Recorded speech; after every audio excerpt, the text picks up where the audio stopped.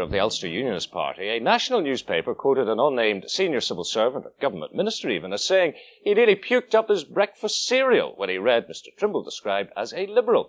Yet how can you describe him as anything else, now that he signed up to the Good Friday Agreement with all its imperfections from a unionist point of view? But of course it does not stop there. He has many more big decisions to make. Will he be the new Assembly's First Minister? How would he like to reform the Ulster Unionist Party? And how has his vision changed from the day in '95 he walked with Ian Paisley after the Orangemen had walked down Gabaki Road, to the day he took the stage at the waterfront with Bono and with John Hume? Conor Macaulay reports. A relaxed David Trimble arrives to brief American journalists at the Savoy Hotel in London. Critics and confidents alike say he's happiest at Westminster, and his 8 years there have been a big factor in what some perceive as a shift from hardline politician to pragmatist. Well, I've known him since the 1975 convention, that's some time ago. And then, of course, I had a very close working relationship with him in Westminster and very close within the talks process for 2 years. So that he's like everyone, he matured with those years. It wasn't a Pauline conversion, it wasn't as sudden as that. I think probably the single most important influence upon him has been his period of time in Westminster, when he recognised that there was a bigger stage than the Garbachy Road.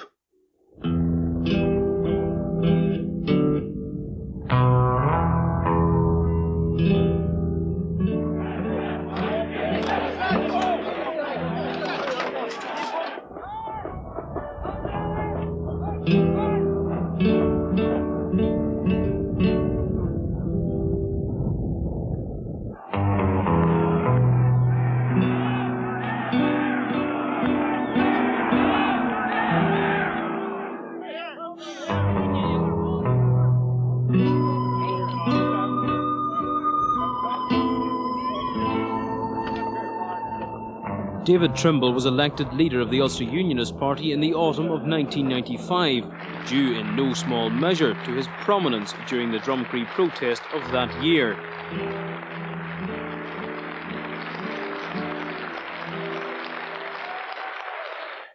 I'm conscious at the moment mainly of the burden, the duty that lies in front of me now, of leading the historic Ulster Unionist Party, the largest party in Northern Ireland, particularly at this time. I'm very conscious of the responsibility. University of Ulster academic Fergal Cochrane has written a book on unionism since the Anglo-Irish Agreement. He says Trimble, a relative novice compared to some of the other candidates for leadership, was chosen for a number of reasons. He was actually elected by a very frightened Unionist party in 1995, who were attracted by his sort of radical chic in the one hand and his academic qualifications in the other. And he was elected by the Ulster Unionist Council, who are traditionally a more conservative body than the party generally. And I think that they saw him as the leader best suited to navigate the dangerous waters they thought they were in. From the start, Trimble presented himself as a moderniser and surrounded himself with ambitious and articulate followers in an attempt to present a more confident face of unionism.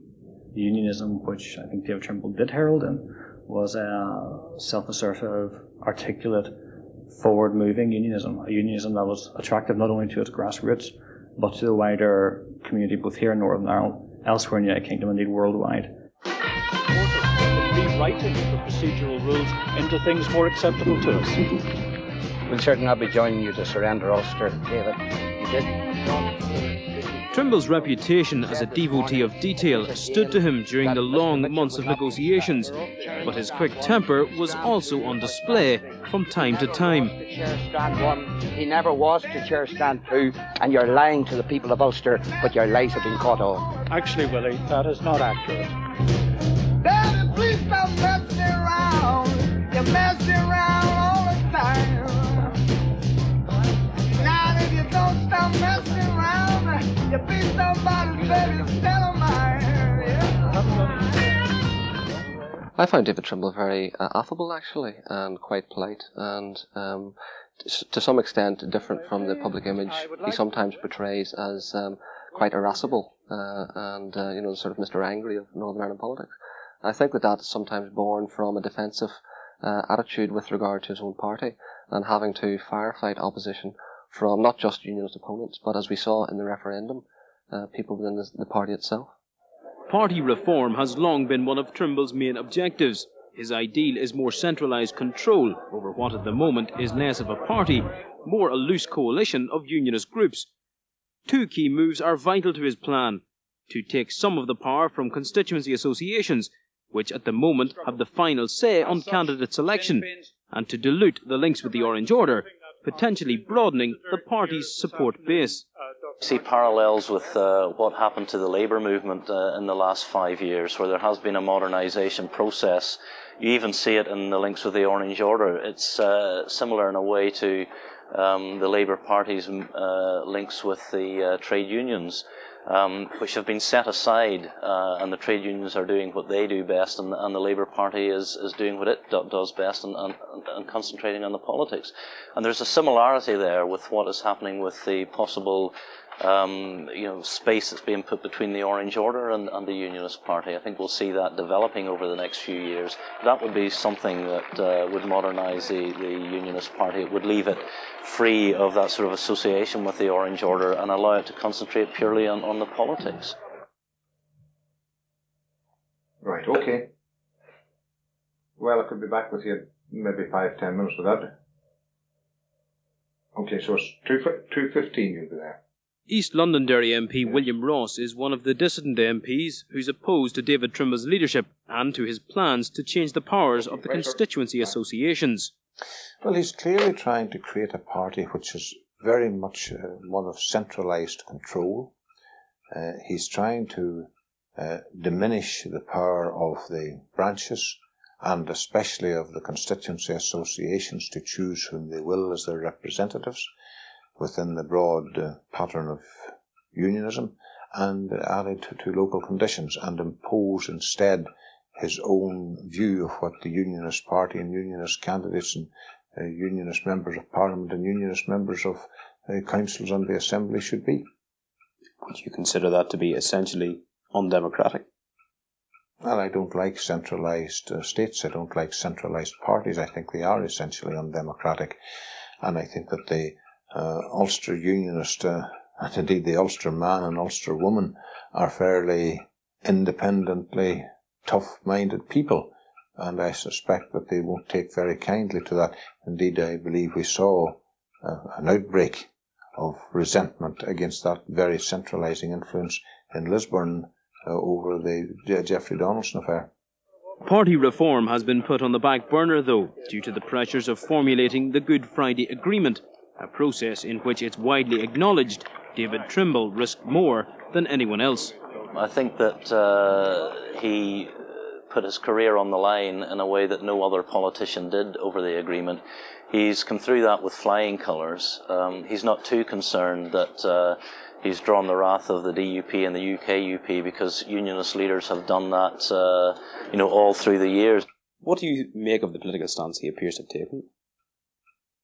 I think it is mistaken insofar as the Assembly is concerned. I think that the agreement was a very grave error of judgment, and I think the Unionist Party will pay a very heavy price for it.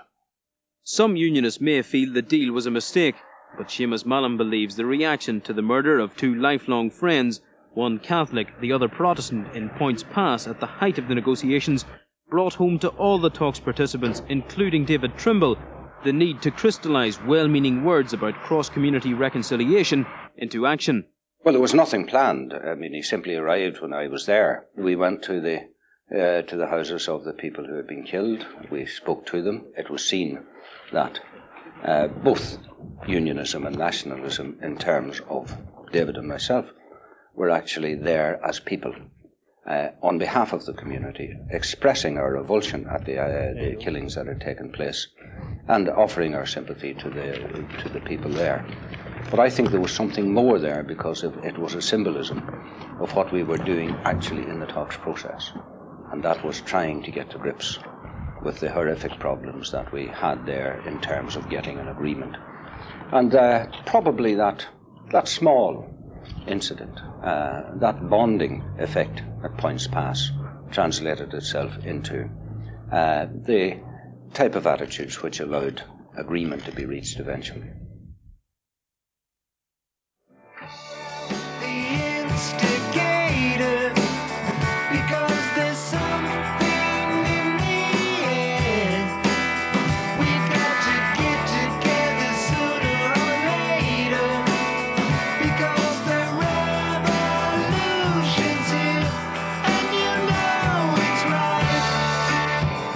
It was during the referendum campaign that Trimble's media makeover became apparent, more relaxed.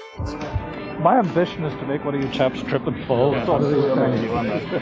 Concentrating in interview like Blair more on the broad issues than on the detail of the Good Friday document.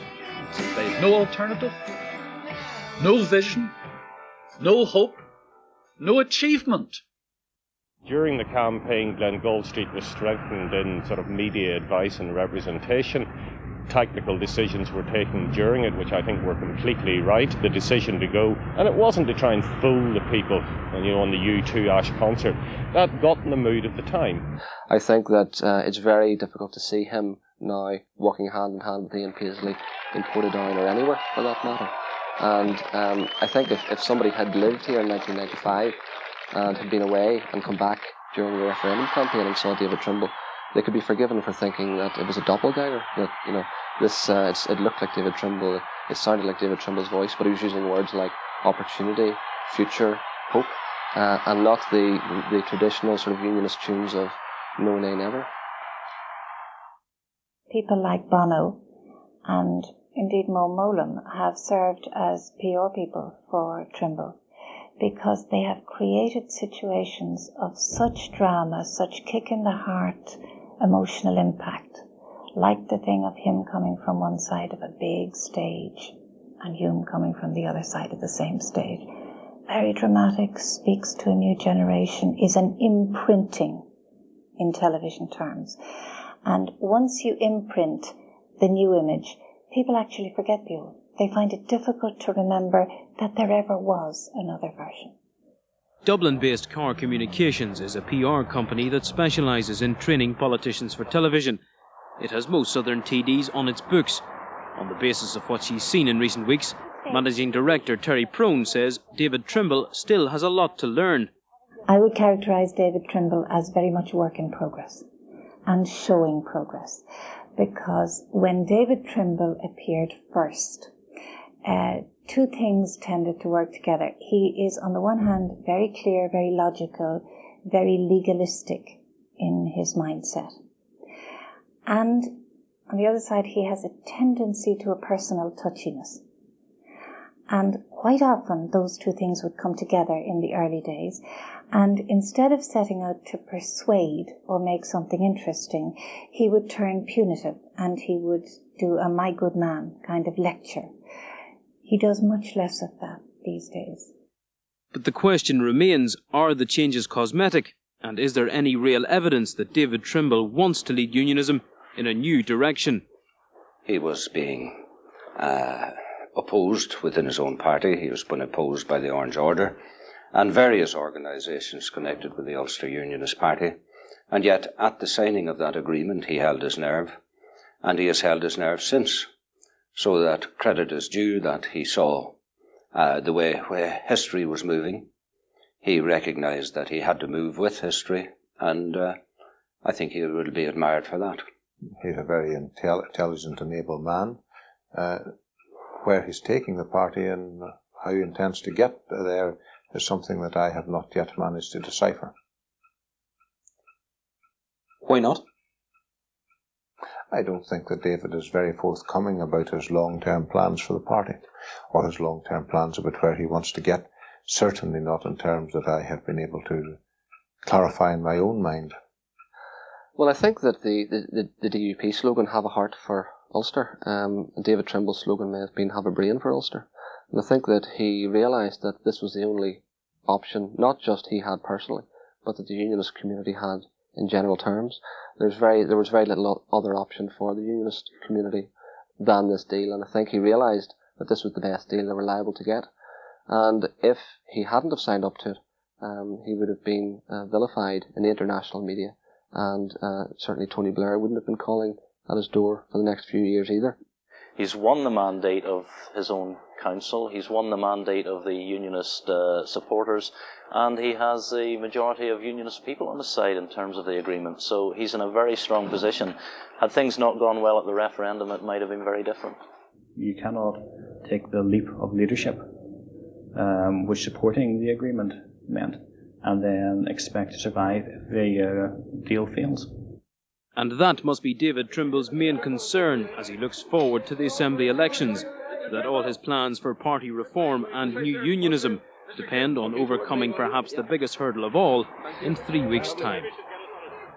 And incidentally, we did invite the Orange Order to take part in that tape part of the programme. They declined. No doubt it will be mentioned during the discussion. But first of all, David Trimble, the two big images here with Ian Paisley and with Bono and with John Hume, both taken over the space of just over 2.5 years. With which are you more comfortable as you sit here tonight? Well, actually, I'm comfortable with all the things that I've done. That goes back not just over the last 3 years, but over an involvement in politics that stretches over 25 years. But over those 25 years, going right back to the struggles in 1973, the convention, the genesis of the prior assembly, the Anglo-Irish Agreement, right through to now, I've been comfortable with what we've done, and we've tried to address the same issues. I would consider myself having tried to address the same issues throughout them, which is ensuring that the democratic rights of the people of Northern Ireland are protected.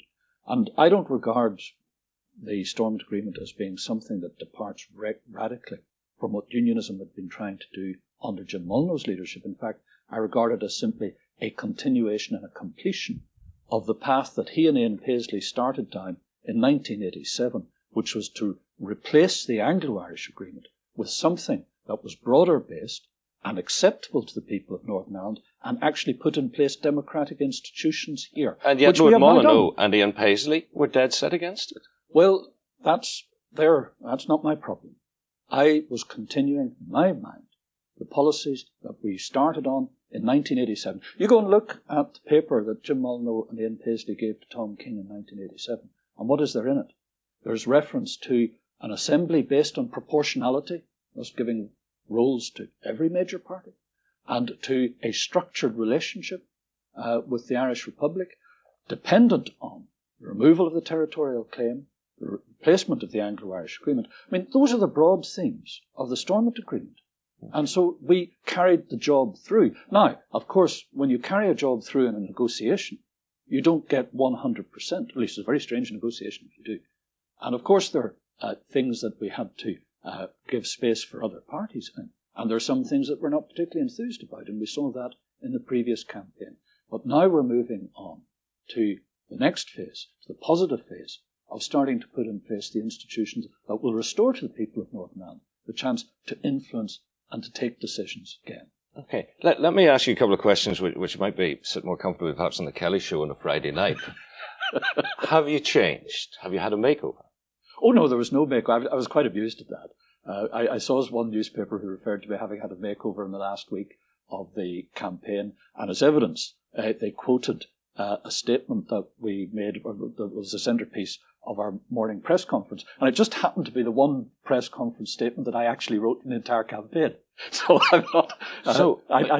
There isn't a question of makeover. Are you saying no professional advice in terms of how you dress, how you deliver your speeches, how you carry yourself?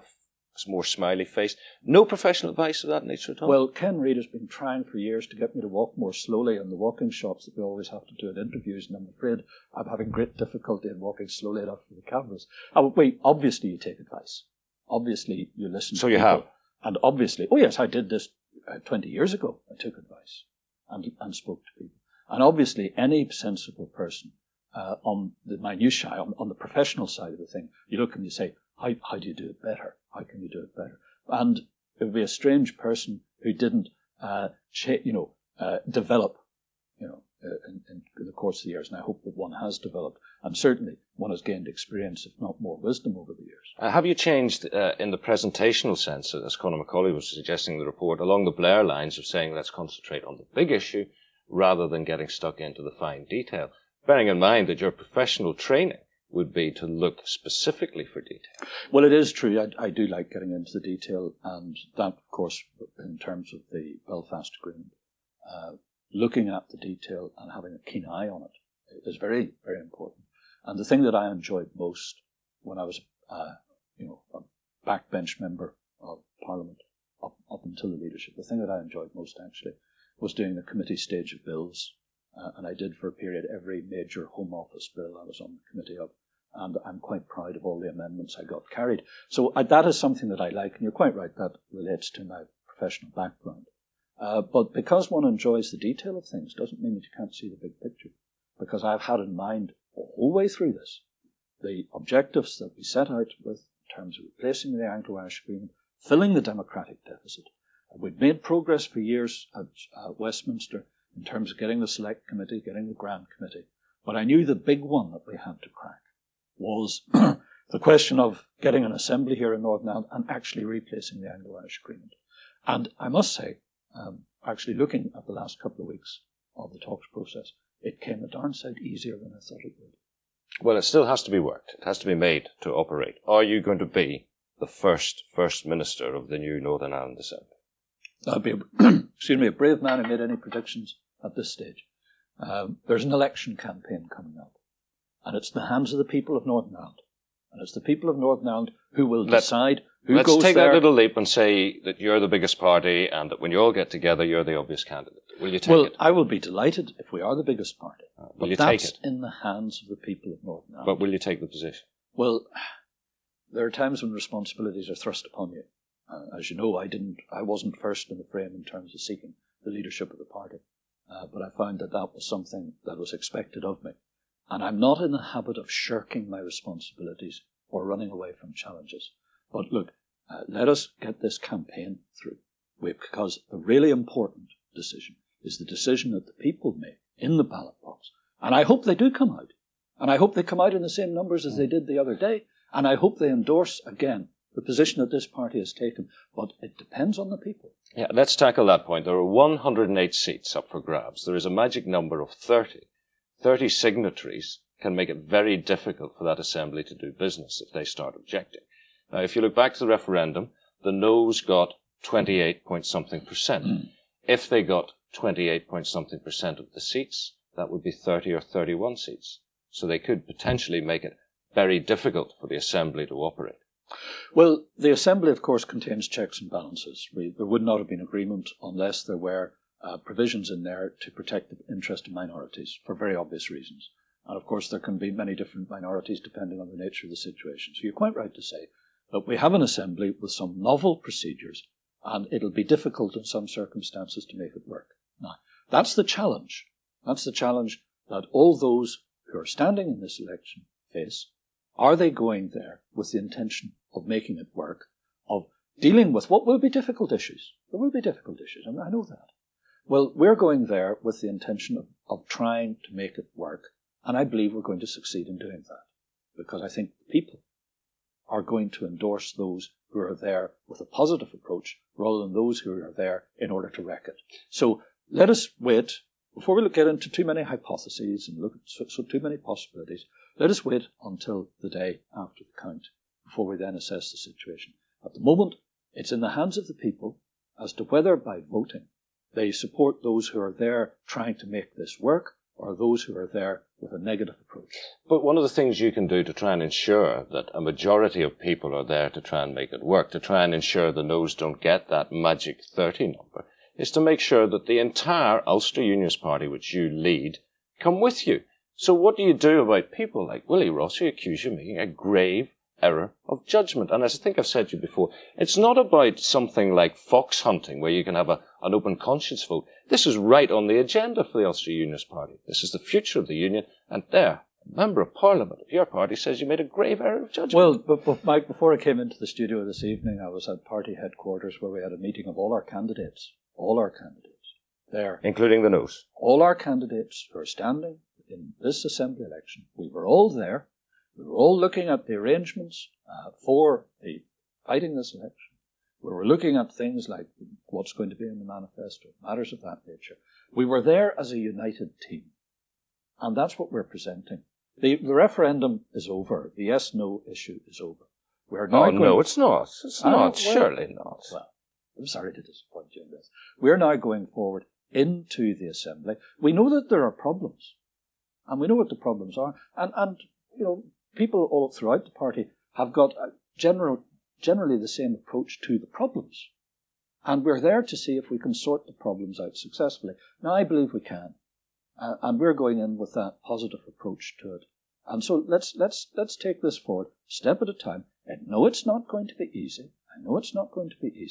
But I believe we can make this work because I know that people want it to work, and that's going to be reflected, I hope, in how they behave, and particularly in how they vote.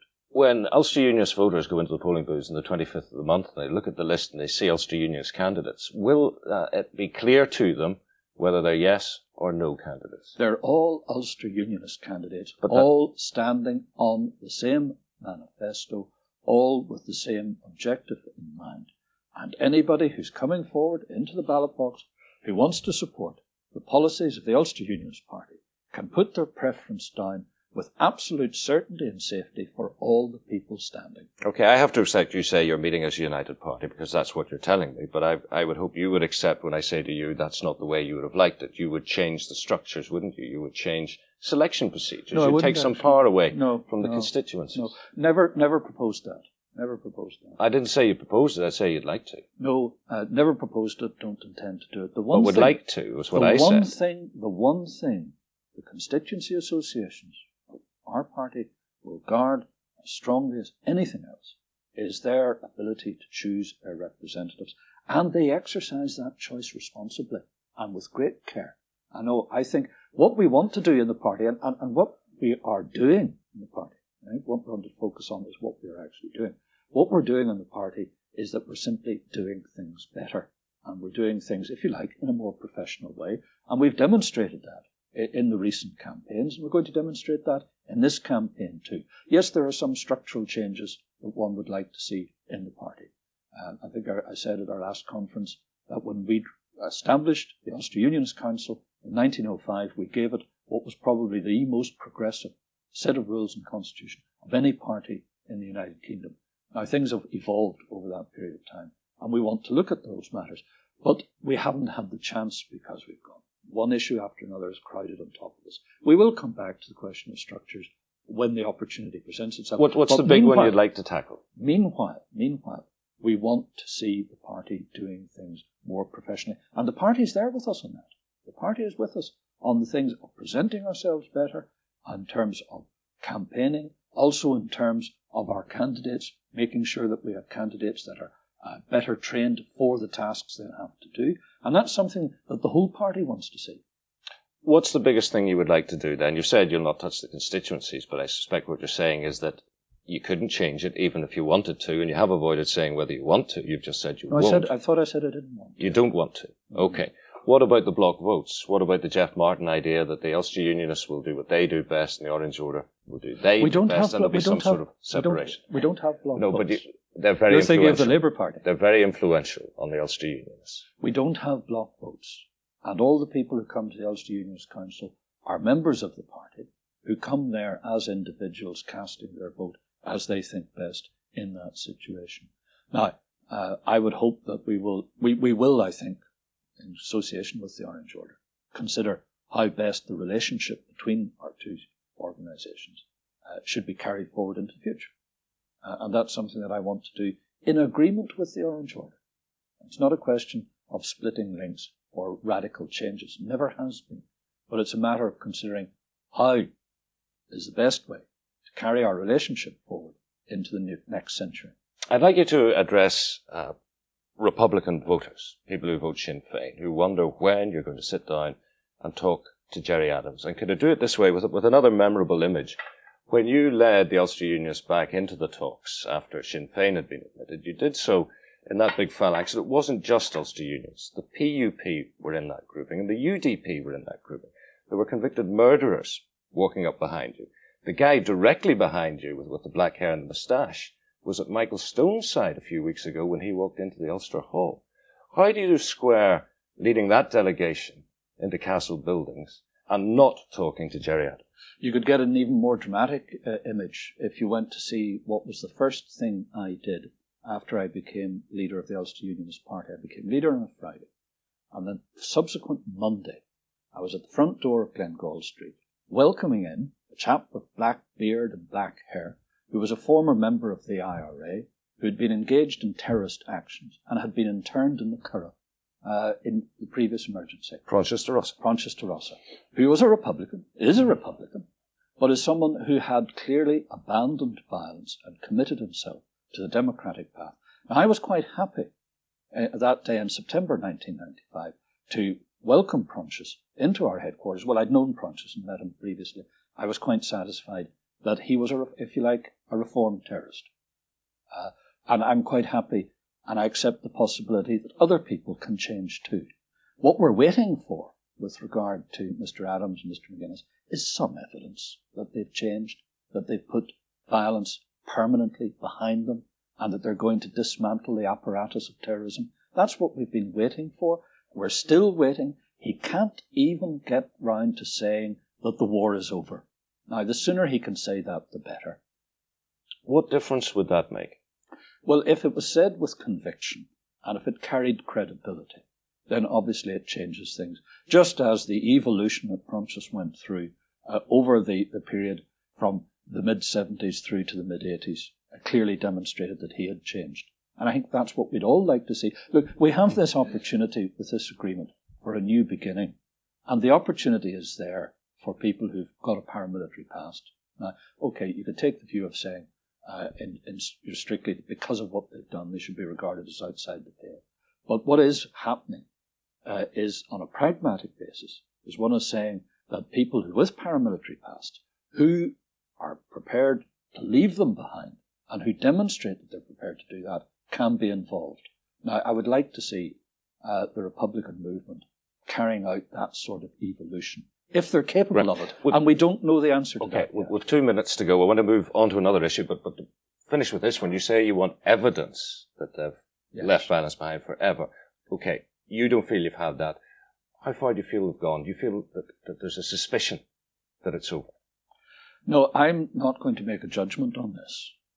Okay. And I don't think it's appropriate for me to judge this. Right. Well, then let's leave it. If that's where you feel, I hope we can leave it. Just do the last minute or so. Dennis Watson, senior Orangeman in your constituency, is going to stand against you in these constituency elections.